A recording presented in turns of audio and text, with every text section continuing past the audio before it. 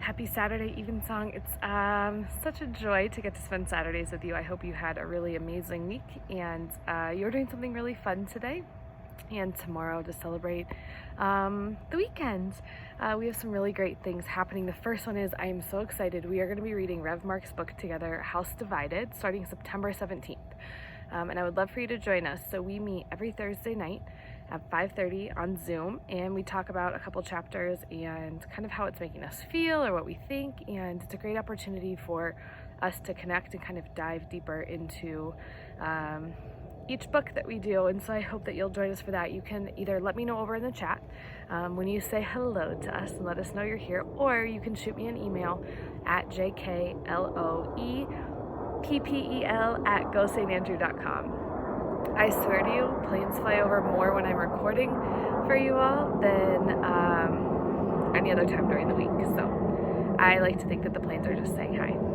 The other thing is that every Thursday at 5:30 we get together on Zoom just to check in on our week. And so leading up to the book chat, I hope that you'll join us on Zoom. We usually post that link on Facebook, or I can shoot it to you in an email as well, but it's a chance to just say hi and see your face. And so I'd love for you to join us for that as well. Next weekend is Labor Day weekend, and we are still going to be here worshiping on Saturday night. And so you're in for a treat. Rev Jerry is going to be sharing that day, and I would love for you to join us next Saturday as well. So we will be here regardless of what magical Labor Day weekend things you're doing. So this week's question is, how is your soul? I know that we ask that like once a month or once every other month, but I think it's an important question to ask. So I would love to hear how your soul is doing, and you can share with us, or you can just reflect on it yourself. But I've spent a lot of time with that question this week. There's just a lot going on. School started virtually, and it is insane. And then you partner that with a kiddo who is changing schools this year, and so he doesn't know anyone and doesn't like change to begin with. And so it's been a journey. My soul is real tired this week. I love that I get this time with them, but it is a balancing act, that's for sure. And it is hard to encourage sweet kiddos when they know nobody and they're in a new place. So I guess it's the same for adults too. It's really hard for change. Change is hard. So my soul's tired. How is your soul? I also just want to, before we jump in and while you all share how your soul is, just say a big thank you to Dustin. Again, like this is absolutely not possible without him, and so I am just so thankful for the work that he does and for the community that he helps build and be a part of. And so Dustin, thank you. And all of you that help contribute to music, you are a gift. And all of you that are a part of this community, you make it so special. So thank you. Tonight we are talking about trust and kind of letting go of control. And that's really hard, I think. And as a person who does not require a lot of control, the hardest part is when I do, right? So when I do need some control, or when things feel really chaotic and I have a lot of decisions or a lot of things to make, then I just have a hard time. Like then I try to control everything, right? And that's when things fall apart. So we're talking about trust, because you try to control things that you don't trust. So when I don't trust that I have an understanding of everything going on, that's when I try to control things. And so that's how we're going to think about it a little bit tonight.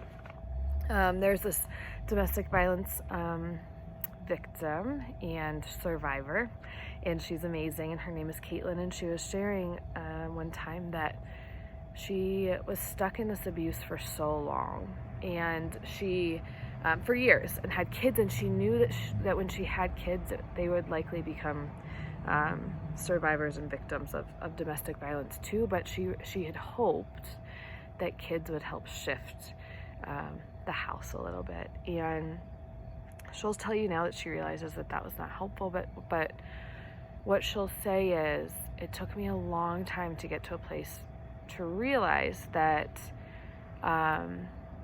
my trust issues are caused by humans, not by God. And so her first instinct was to blame God. Like, why would God put me in this situation?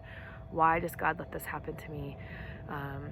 Why does God keep me stuck in this? All of those questions that we all ask sometimes when we're frustrated, right? Or when things aren't going our way, like, why, God, why? And she said, it took me a long time to realize that this is a human impact, right? Like, this is a human choice that this person is making, and that's impacting my life. And so I can have trust issues with humans, but I don't have trust issues with God, because God didn't do this.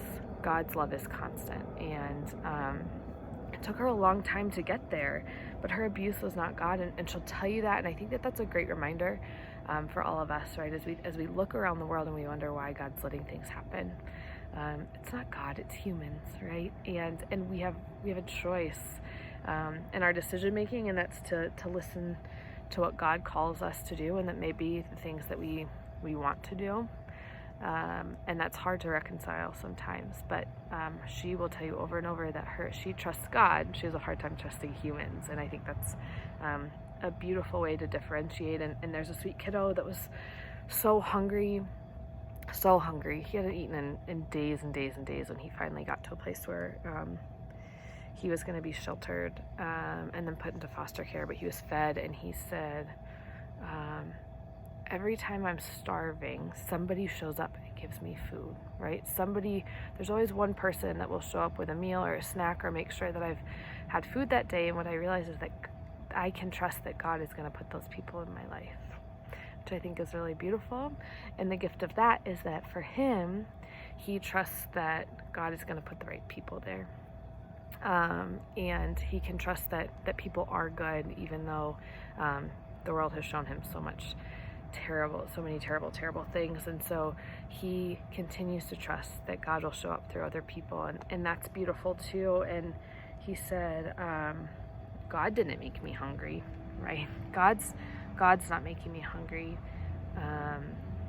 My family is just hungry, and that's because of a lot of things. So I think that's really beautiful. And then there's a story this week of people worshiping together. This Black community had come together to worship and just pray together and figure out what was next in terms of this justice rally, right? And what the women said, police are people, and people make mistakes, and people make choices that aren't agreeable all the time for all of us. But God doesn't want us dead and hurt. We can show up and thank God and ask God for guidance and sing for God and know that there are still people that are going to make bad choices, and we have to do the hard work to change their mind. And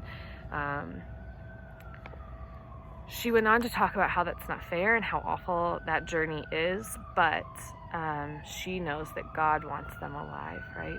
And so I think there's beauty and there's trust in that every time, friends. The gift is that this is really beautiful, that this is real life, right? There's always background noise and chaos, and I can't trust that in any moment things are going to be quiet, but that's okay. And so I think in each of those stories, those people are sharing that they can have a hard time trusting people, but they know that at the root of every single thing, God is showing up for them either through others who are really kind, or through their own faith, or through internal reflection, or through justice. But God is not abandoning them. And so we have to recognize in our own lives, just like these people do, right, that we, in our effort to trust the world around us, we often try to control the world around us, and we can't, and that's because oftentimes we don't trust ourselves, right? And so we have to figure out how to look inward and trust ourselves, and trust that God is grounding us in really beautiful and meaningful things, in order to let go of that piece of control and trust people, and surround ourselves with people that we do trust, right? And so here are the things that I want you to hear through those stories. And first, you have to be able to separate human impact versus God's impact, and figure out the things that you can ground yourself in, and things that God is telling you to lean into, rather than the things that the world is telling you to lean into. And that's hard. And part of that is, like, as you think through things, right, there's your head and your heart, right? And you have to, as you think through things, and I think I've talked about this before, but you have to let things go from your head to your heart to actually know how you feel about them.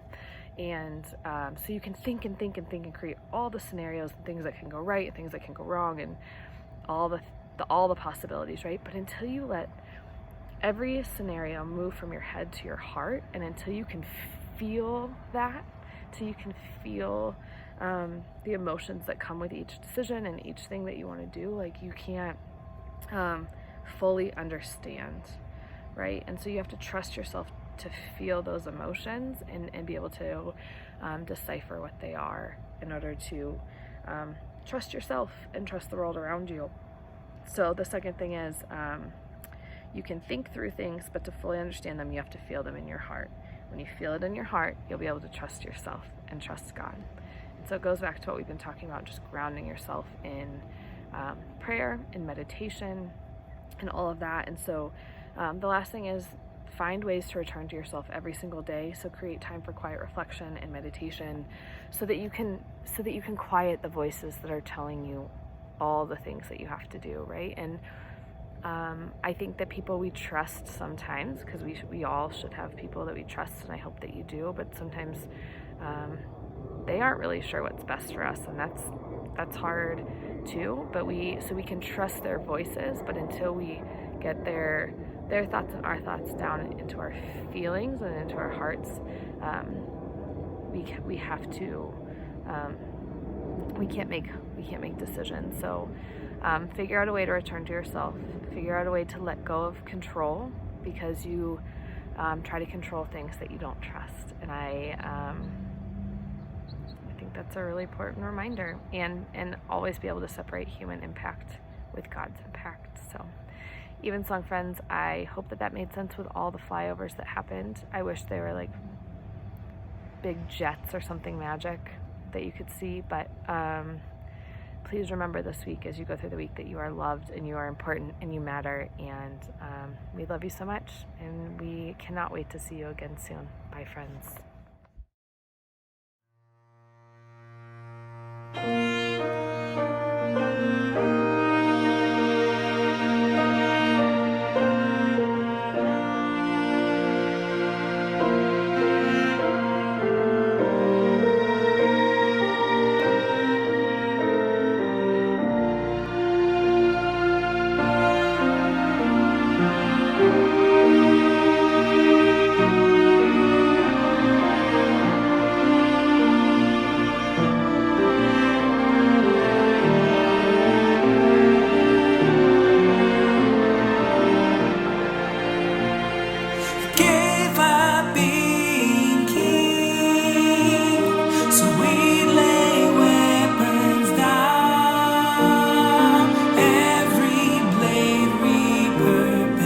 Every